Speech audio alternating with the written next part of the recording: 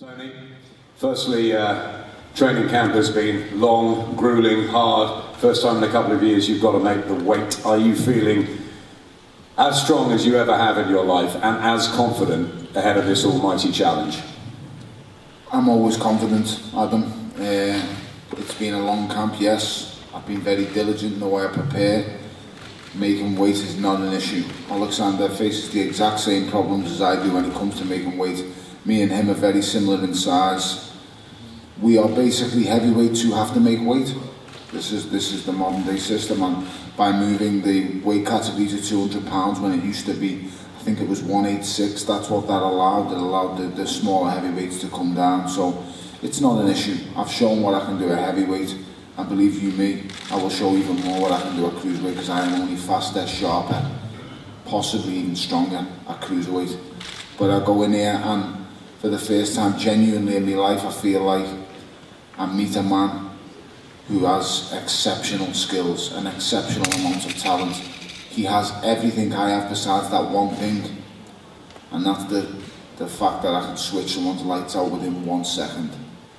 And I don't care what he says, what his team says, what anybody says, I've had that ability since I was 12 years old. I learned it at school and I'm still carrying it right now as a grown man.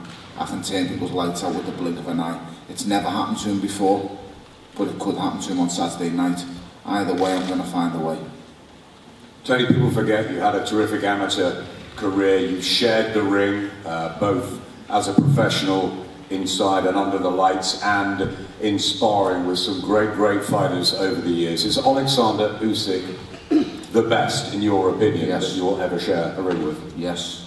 Why? He is the ultimate test. There is nothing this man cannot do, Adam, in a boxing ring. He's the most complete fighter I've ever faced. Everything he does is class. Listen, before this fight was done, I've always been a fan of Oleksandr. I've had friends interview him. He's amazing at what he does. If I wasn't fighting him, I can promise you right now, I'd probably be sitting in this audience as a fan of his. So, like I say, not for many fighters are as honest as me, but it is what it is. I think he's a fantastic champion. I remember my time in Ukraine, and he hadn't yet captured the likes of the European gold medal, the World Amateur gold medal, or the Olympic gold medal at this stage. But even then, everybody knew in that camp who he was. Everybody then knew he was an exceptional talent. Him alongside Vasyl Lomachenko, Glavatsky was there as well, the heavyweights were always sparring. They're just the quality fighters. He's a brilliant fighter. I have nothing bad, I have no disregard towards this man. I just have to beat him up on Saturday or find a way to do the impossible.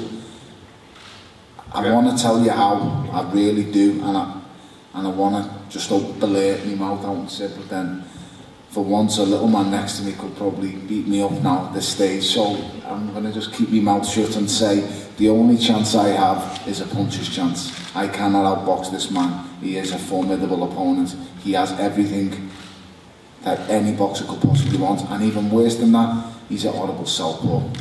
So he's great. I haven't had no bad words out of him. I know it's unusual for me to sit at a press conference and give someone so much credit, but there is nothing I could say, or I'll be honest, I wish his English was a bit better. I know he's bullshitting me a little bit. He does speak better English than he's letting on, but he doesn't speak good enough English so that I can have banter with him back and forth and I can get him going. So I would have if I could have, I'm not going to lie. I do like a little bit of back and forth, but ultimately I admire him. Fantastic champion, and I'm happy this fight's happening. This is the most significant fight in cruiserweight history.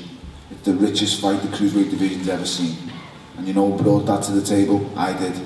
He brings the hardware, I bring the money. Never ever forget that. I've generated something that no one could ever see from me before it. Nobody cared about me when I was sitting on the floor in Canada as a failed light heavyweight, and I told the world that the reasons why it happened the way it happened.